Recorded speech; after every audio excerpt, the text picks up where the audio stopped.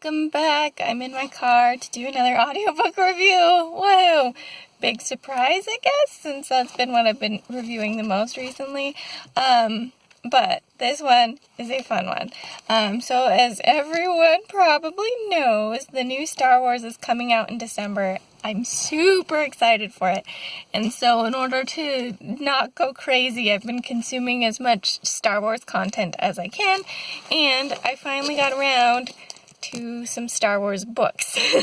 So this is the first Star Wars book I've ever read / in this case listened to technically. But this is the Force Awakens audiobook. And I have to say that it's probably the best style of audiobook that I've pretty much ever listened to. Since it's from like the Star Wars movies and sanctioned by them and whatnot, you've got Star Wars music that's in it, Star Wars sound effects. It's great. It's fabulous. So if you're going to go for these Star Wars things, I would say an audiobook is a great way to go because you get Star Wars music and you get Star Wars sound effects, and it really adds to the experience overall. A few minor complaints and a few bits of enjoyment.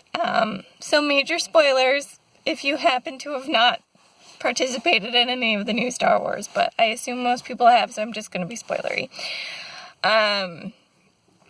The biggest issue that I had was that though we did have Star Wars music in it, some of it didn't make sense where they put it. Most especially their use of Across the Stars, which if you've seen the prequel trilogy, the only association that I have with Across the Stars is as Anakin and Padme's love theme, so I don't know what it's doing in The Force Awakens at all. Doesn't make any sense, particularly if you've got a scene that's like Rey and Leia, so not even a romantic scene. It played in a little bit at Han's death, and I was like, if you're gonna play a love theme there, shouldn't you play like Han and Leia's love theme? They definitely have one. I don't know why they didn't choose that one. But yeah, so that was probably my biggest issue with it. Like, I love that the music is in it. I'm so happy that they put Star Wars music in it. But why Across the Stars? I just don't get it. But yeah, otherwise though, this was fun. It does follow the movie pretty closely, which makes sense. This one does specifically say it's based on the screenplay.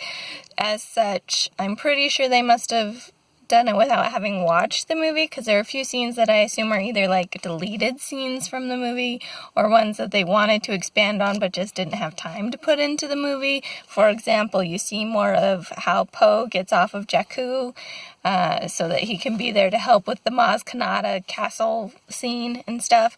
You still don't see his whole story with it, so I kind of get why they left it out. But that's there. It was kind of fun to get some of that story.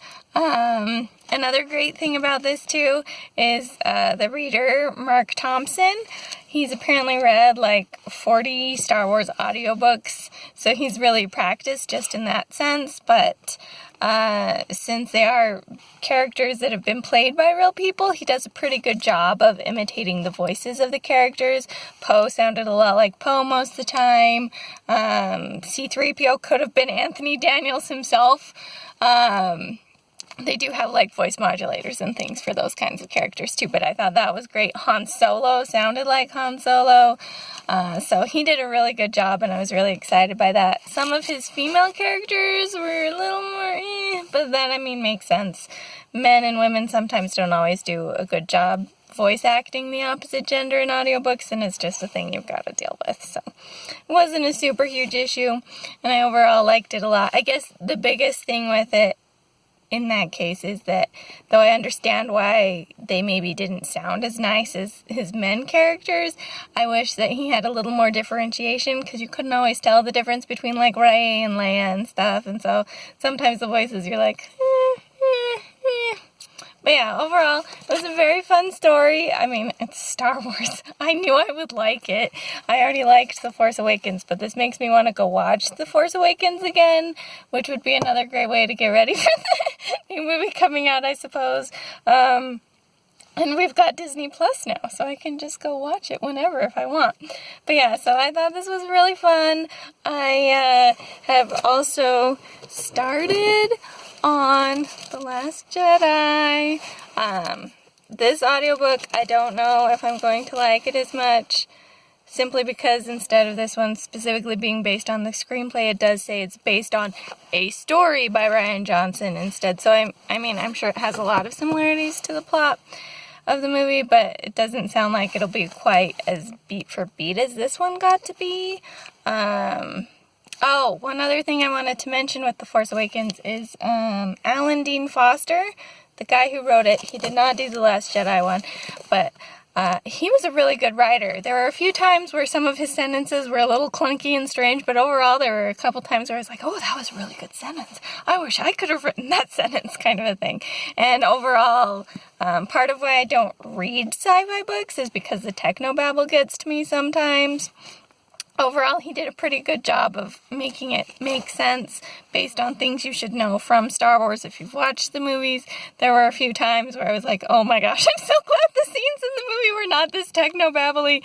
There were a few things talking about like Starkiller Base, and sometimes when they would start talking about droids or just other technologies like the spaceships and things, it was like, no, I'm good. I'm glad I didn't have to listen to this much in the movie. Thank you for cutting back on it and simplifying it. But yeah, overall it was really fun. I really enjoyed it.